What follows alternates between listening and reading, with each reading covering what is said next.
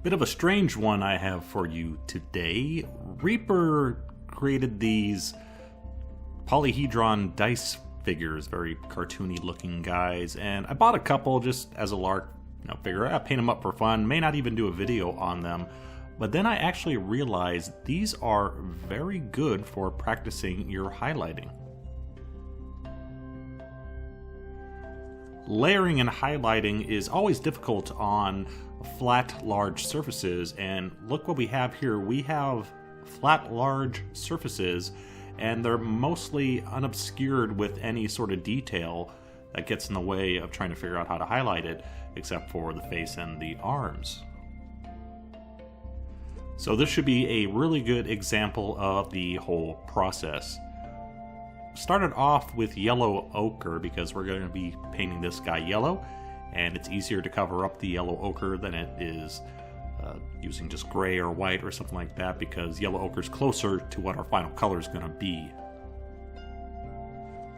We started off with yellow ochre as an undercoat, and then we've used sun yellow with a little bit of light orange added for shade, and now we're working on straight sun yellow.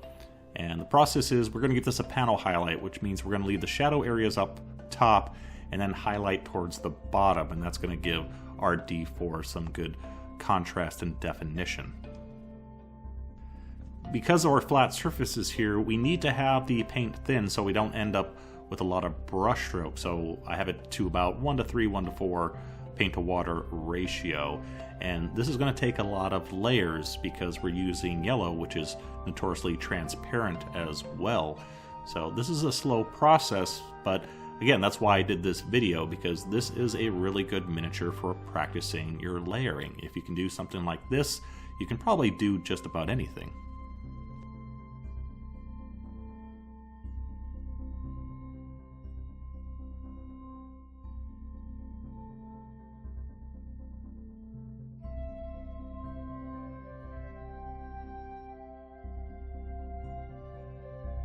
You'll notice as we apply each successive highlight, we're also working that color along the edge, the entire edge of the miniature. And what that's doing, it's really helping to define the edge of it.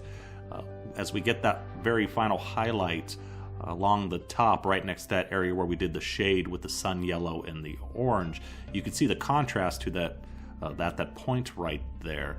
And it just makes that area pop a little bit more, where we have that darker color right next to that crisp and clean defined edge.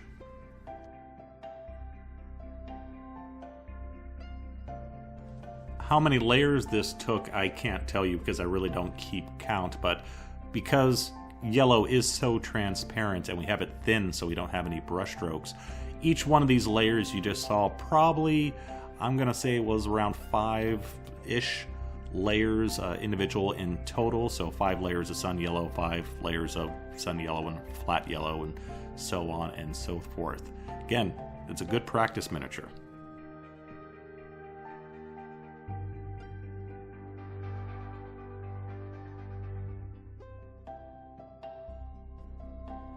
That's about it for our highlighting. Decided that the flat yellow and white kind of washed out our yellow a bit too much, so applying just a simple glaze of yellow ink to it, just to bring back some of that yellow color.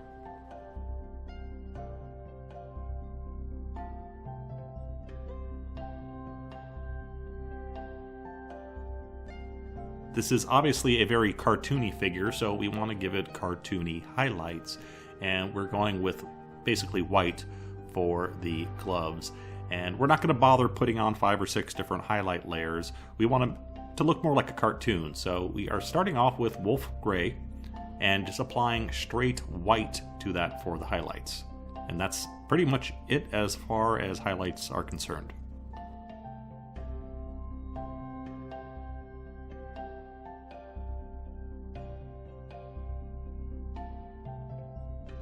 The only shade we're applying is some black paint carefully painted into the recesses, once again, so it looks more like a hand-drawn cartoon. And I have the black thin with a little glaze medium, just so it flows smoothly, and also the glaze medium slows the drying time so we could clean up any little mistakes. And I will omit one mistake here. This should actually have been done right after putting down the Wolf Grey base coat, so it would make it easier to reapply that if you needed to do any cleanup work. This little critter has big eyes, so this is a good opportunity to go over how to paint eyes. A little bit more simplified here, but at least it's a really good big example. We start off with a black dot to define the area of the iris, and then we go ahead and fill that in with a color. In this case we're using medium blue, and we want to try to leave just a little bit of that black line around the iris.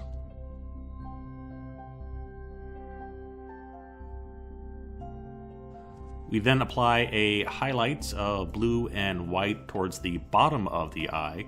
You actually highlight the bottom of the eye because the top tends to be obscured by the brow. And then after that, all we do is apply a drop of white and a drop of black. The white is for the sparkle of the eye, to give it that sheen. So we do that in one of the corners, and then we put a black dot in the center of the eye for the pupil.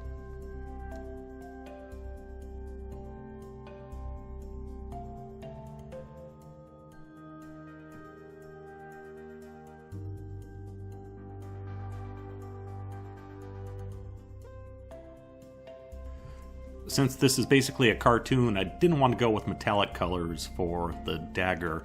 Instead, I wanted to use just regular grays, and it was actually a little bit difficult trying to paint a unrealistic looking metal dagger. I had to kind of work at it a little bit to get the right look that was properly cartoony without looking just plain bad.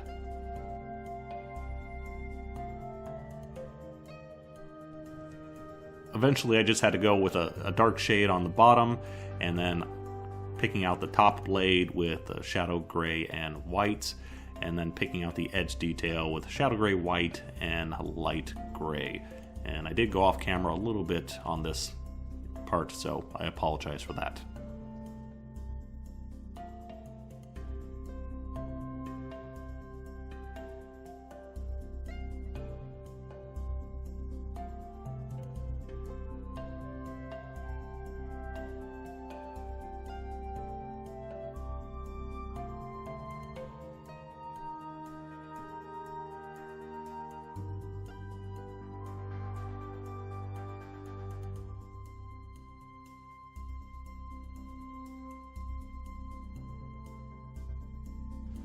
So there you go, a very short video. Mainly I just wanted to let you know that if you want to practice your layering, that these high roller miniatures, as Reaper calls them, they're a really good subject just to practice your layering on because of those big flat surfaces. And we also kind of did how to paint a little bit more cartoony, just ramp up the contrast and kind of kill the highlights, only go for like one, which is pretty much all you need to make it look more like a 2D image. So yeah, that's about it. Thanks for watching. Bye-bye. Fun! That's nice.